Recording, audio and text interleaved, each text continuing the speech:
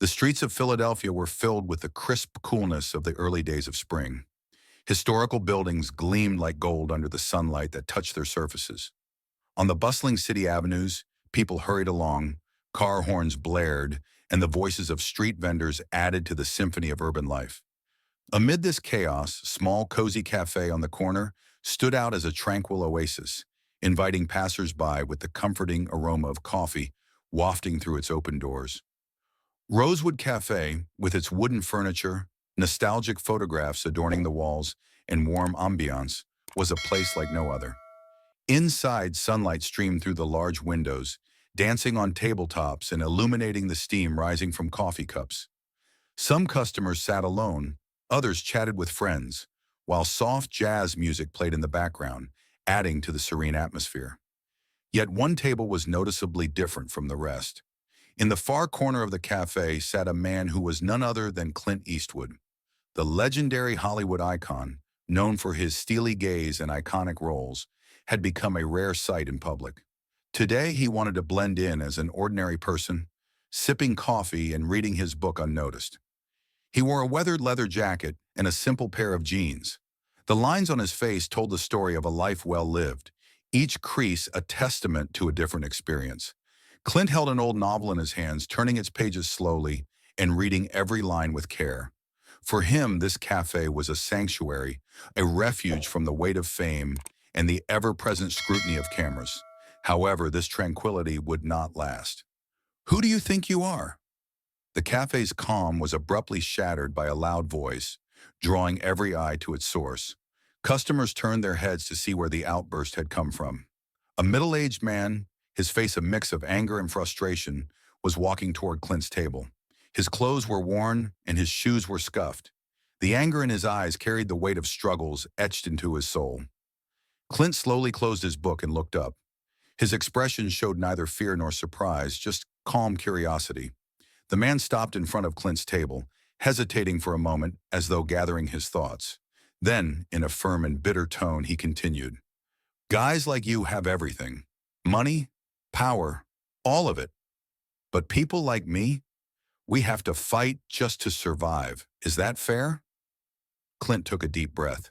He hadn't expected to be the target of someone's anger, but it was clear that the man in front of him had endured hardships that had pushed him to the edge. A moment of silence hung in the air as the other customers watched, their curiosity piqued.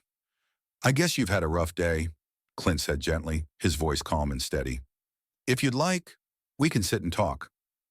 The man hesitated, his anger wavering. This unexpected kindness from someone like Clint seemed to catch him off guard. "Talk? What would I even say to you?" he muttered, but he still pulled out the chair Clint gestured to and sat down. Clint pushed his coffee cup aside and met the man's gaze. "Everyone has a story," he said. "You probably already know mine, but I don't know yours. If you're willing, I'd like to hear it." The man paused as if unsure whether to trust Clint's sincerity. After a moment, he sighed deeply and began to speak. "My name's Mike," he said. "I used to work in a factory. Long hours, 12-hour days, sometimes more. But I didn't mind it. I liked my job. I had a wife, 2 kids, and a small house. It wasn't much, but it was enough for us." Clint listened intently, his face betraying no judgment, only empathy. Mike's words carried a weight that came from years of struggle. "Then one day the factory shut down," Mike continued. "I lost my job. No matter how hard I tried, I couldn't find another one. My wife blamed me. Maybe she was right, but I was doing my best. It just wasn't enough. It was never enough." Mike's voice cracked as he continued. "She took the kids and moved to another city, left me behind. And now I live on these streets. After a lifetime of work, I have nothing to show for it." The cafe seemed heavier now, the air thick with the weight of Mike's story. Customers who had been listening and shared glances of quiet sympathy. Clint remained silent for a moment, choosing his words carefully. "Mike," Clint finally said, his voice steady yet gentle, "everyone faces battles in life. But what you've been through isn't just a battle. It's a testament to your strength. You worked hard for your family, and that's something to be proud of. It doesn't mean you failed. It means you fought for what matters most." Mike's eyes glistened with tears. It had been so long since anyone had acknowledged his pain. let alone his efforts. Clint leaned in slightly, his voice soft but firm. Sometimes life knocks us down so hard that it feels impossible to get back up, but it's never too late. As Mike rose from the table, he extended his hand to Clint, who shook it firmly. That small cafe became a classroom of empathy that day, leaving everyone inside with a little more understanding of life's struggles. Clint reopened his book and began reading again, but the memory of that encounter stayed with him. For Clint, it was another reminder of the power of connection, and for Mike, it was a spark of hope in a world that had seemed so cold. The encounter between Clint Eastwood and Mike at the cafe had left an undeniable impression, not just on those present, but also on Clint himself. As Mike exited Rosewood Cafe, his steps slightly lighter, Clint leaned back in his chair, gazing out the window. His thoughts wandered, not to the book he had been reading, but to the raw emotions Mike had shared.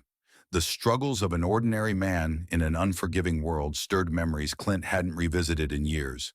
Clint's fame and fortune had not come without sacrifice. He remembered a time when he too had faced rejection after rejection, long before the world came to know him as the rugged cowboy or the no-nonsense detective. His early days in Los Angeles were a blur of odd jobs, failed auditions, and nights spent wondering if he had made the right choice in pursuing a dream that seemed so far out of reach. But something about Mike's story felt different. Clint hadn't lost everything the way Mike had. There was a fragility in Mike's voice, a quiet desperation that spoke of a man who had been pushed to his limits. Clint couldn't shake the feeling that he needed to do more than just listen. As the cafe returned to its usual rhythm, Clint signaled the waitress for a refill. The young woman approached his table with a fresh pot of coffee and a curious look in her eyes. "That was really kind of you," she said as she poured the steaming liquid into his cup.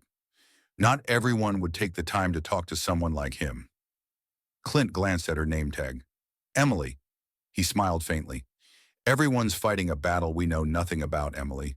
Sometimes all they need is someone to listen." Emily nodded thoughtfully. "I wish more people thought that way. Most just walk past without even noticing." Clint sipped his coffee, savoring the warmth. "Noticing is the first step," he said. "The question is, what do you do after that?" Emily seemed to ponder his words as she returned to her duties, leaving Clint alone with his thoughts once more. He couldn't help but wonder what would become of Mike. Was there a way to help him get back on his feet? Clint wasn't one to shy away from taking action, and the idea of letting Mike's story fade into just another memory didn't sit well with him. A plan began to take shape. Clint reached into his jacket pocket and pulled out a small leather notebook he always carried. Inside, he jotted down a few thoughts, names of local shelters, contacts in social services, and ideas for ways to reconnect Mike with his family. He wasn't sure where this would lead, but he knew he had to try. The next morning, Clint found himself walking through a part of Philadelphia he had never visited before. The streets were lined with aging buildings, many of them boarded up or in disrepair.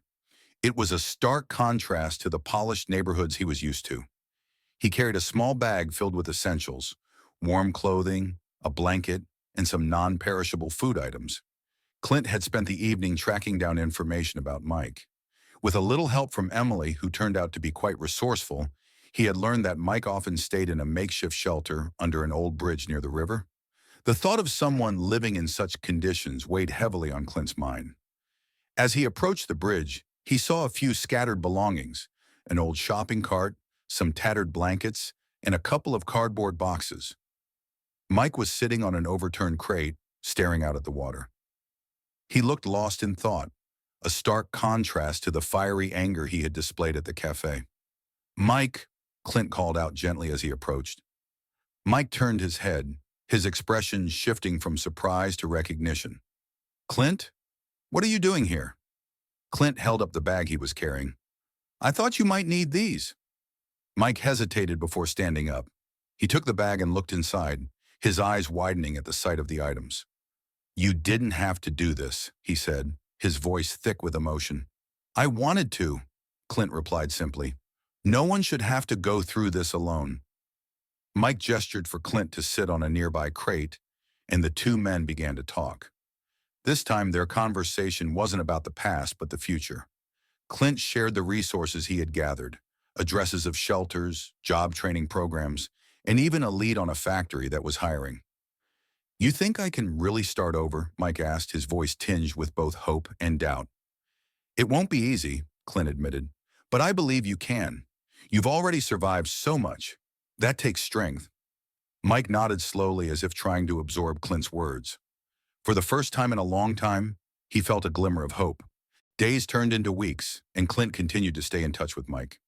With Clint's encouragement, Mike enrolled in a job training program and found temporary housing through one of the shelters Clint had connected him with. It wasn't long before Mike landed a job at a local warehouse, a small but significant step toward rebuilding his life. Clint's quiet acts of kindness didn't go unnoticed.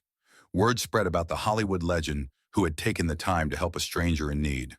But for Clint, it wasn't about recognition or praise. It was about making a difference, one person at a time. As Clint prepared to leave Philadelphia and return to his life in California, he and Mike shared one last cup of coffee at Rosewood Café. "You've given me more than just a second chance," Mike said, his voice filled with gratitude. "You've given me hope." Clint smiled, his eyes reflecting a deep sense of fulfillment. "Hope is the most powerful thing we have. Hold on to it, Mike, and when you're ready, pass it on to someone else." Mike nodded, knowing he would carry Clint's words with him for the rest of his life. Clint Eastwood returned to his California ranch, but his time in Philadelphia and his encounter with Mike lingered in his thoughts. The lush, open fields and sprawling landscapes of his home offered a stark contrast to the crumbling streets and makeshift shelters he had seen near the bridge. Yet Clint couldn't help but feel that the lessons he had learned in those moments were as valuable as any wisdom he had gained over his decades-long career. Sitting on the porch of his ranch, Clint sipped his coffee, his gaze fixed on the horizon. It was one of those rare mornings when he allowed himself to simply be, a moment of stillness in an otherwise busy life. His mind, however, was far from quiet. The memory of Mike's gratitude and determination replayed in his mind like a scene from one of his films. Mike's journey to rebuilding his life had been nothing short of remarkable. The job at the warehouse had given him a sense of purpose, and the temporary housing provided by the shelter had offered him the stability he needed to focus on his next steps.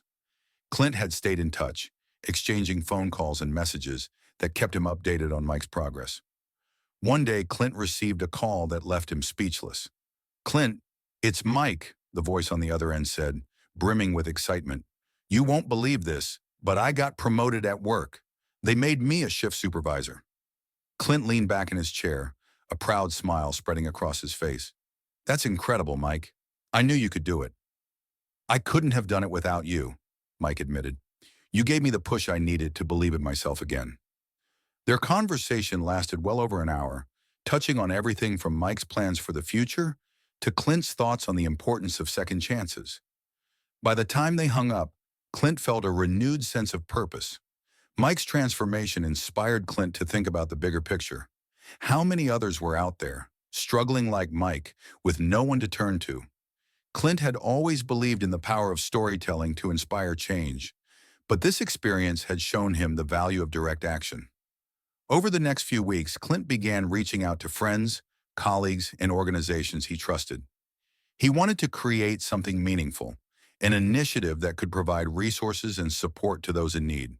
The result was the Eastwood Foundation for Second Chances, a nonprofit organization dedicated to helping individuals facing homelessness, unemployment, and other challenges. The foundation aimed to provide not just immediate relief, but also long-term solutions, including job training, counseling, and housing assistance. Clint knew he didn't have all the answers, but he was determined to do his part. His celebrity status brought attention to the cause, but it was the stories of people like Mike that truly resonated with the public. At the official launch of the foundation, Clint stood before a crowd of reporters, supporters, and beneficiaries. His speech was simple yet powerful, reflecting the humility and sincerity that had always defined him. "Everyone deserves a second chance," Clint said, his voice steady and firm. "We all face challenges in life, but it's how we respond to those challenges that defines us. This foundation is about giving people the tools they need to rewrite their stories. Because no matter how difficult things may seem, it's never too late to start over." The applause that followed was thunderous, but Clint's focus remained on the faces in the crowd, each one a reminder of why he had taken this step. A few months later, Clint received a letter from Mike. It was handwritten, the words carefully chosen and deeply heartfelt. Dear Clint, I wanted to thank you once again for everything you've done for me. Not just the resources or the encouragement, but the belief you had in me when I couldn't believe in myself. I've started volunteering at the shelter where I used to stay. It feels good to give back, to help others find the hope that you gave me. I've also reconnected with my son. It's not perfect, but we're trying. You changed my life, Clint, and I promise to pay it forward. With gratitude, Mike. Clint read the letter twice, his eyes lingering on the final words. He folded it carefully and placed it in his notebook, a reminder of the power of kindness and the impact of a single moment of empathy. As Clint watched the sun dip below the horizon that evening, he felt a profound sense of peace. Life, he realized, wasn't about the roles he had played or the awards he had won.